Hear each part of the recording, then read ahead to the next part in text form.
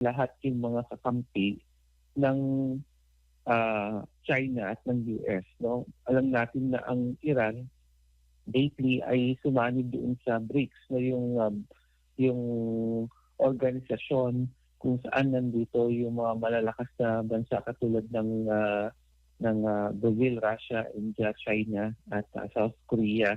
Sila yung mahaligi ng organisasyon kung saan gusto nila kontrahin yung kapangyarihan ng US. At dito very strategic yung yung dahilan kung bakit gustong tirahin ng bombahin ng US ang Tehran dahil nga sa pagkakataon ito kapag napahina nila yung Iran kasama malaking bagay ito para lumakas yung influensya ng US sa Middle East.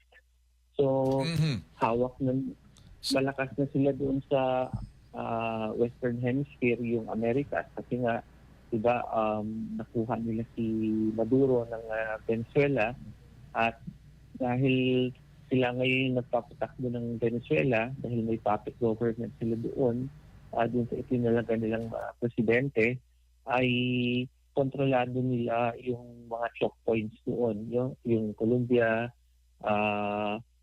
at Cuba, and of course yung Mexico.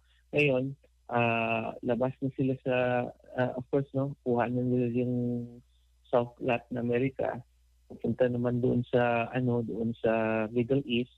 So makita ninyo yung sea lanes ng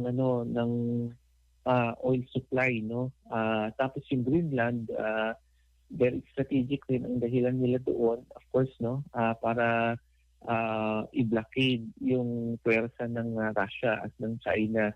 Unang-una, si Greenland kasi mayaman sa sa minerals, no?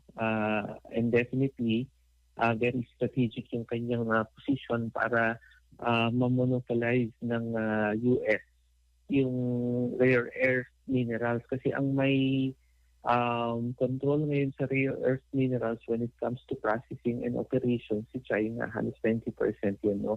Pero that doesn't mean na si China